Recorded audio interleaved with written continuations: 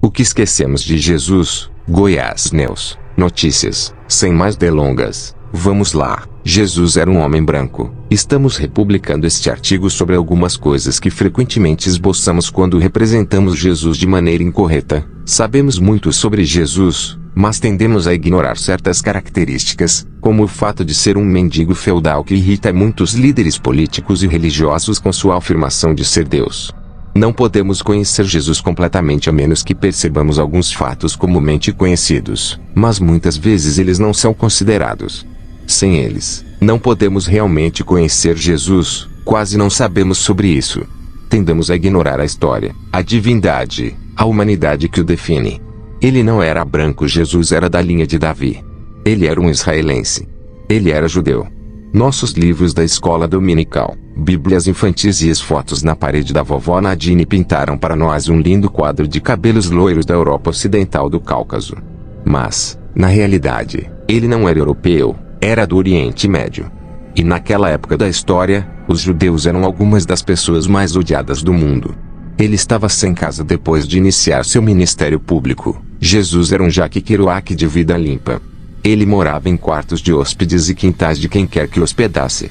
Ele comia esmolas, não tinha emprego e possuía apenas as roupas do corpo. Raposas tinham buracos, pássaros tinham ninhos e ele não tinha nada. Não se esqueça de que em sua época, eles não usavam desodorante. Eles caminhavam sob o sol quente em todos os lugares que iam. Não tenho dúvidas de que Jesus tinha pés sujos e manchas de suor nas axilas. Eu me pergunto o que pensaríamos dele se ele entrasse em nossa igreja e começasse a ensinar, ou batesse em nossa porta pedindo um lugar para dormir e comer algo.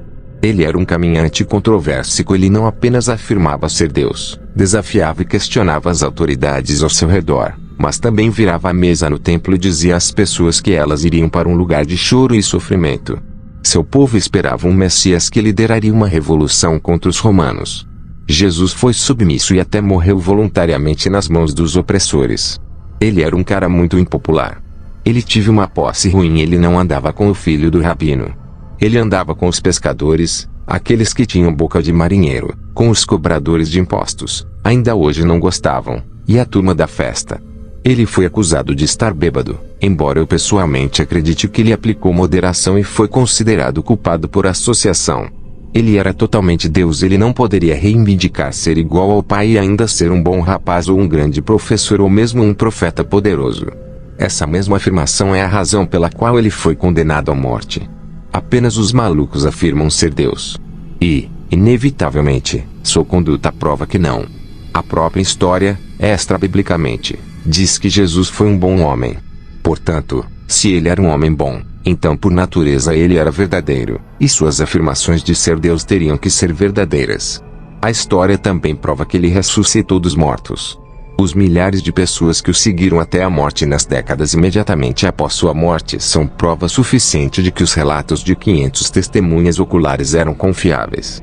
As pessoas não caem em uma fábula a ponto de se tornarem mártires tão rápido quanto o próprio evento.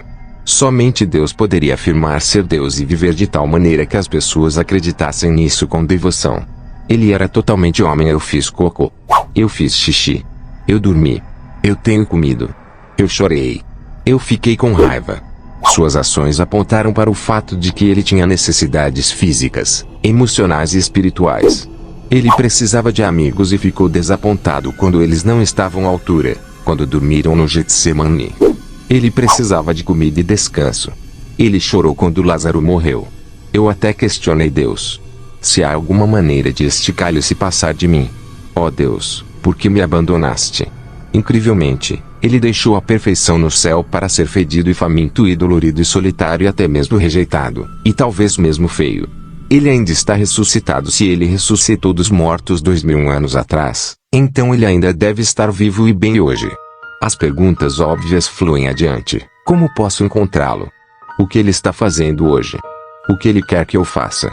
Mas as perguntas menos óbvias são aquelas que não podemos responder tão facilmente. Ele dorme. Onde ele mora? Ele está limitado ao céu? Se ele está vivo e todo-poderoso, por que ele não para todas as coisas ruins que acontecem ao seu redor, e até mesmo em seu nome? Como ele é?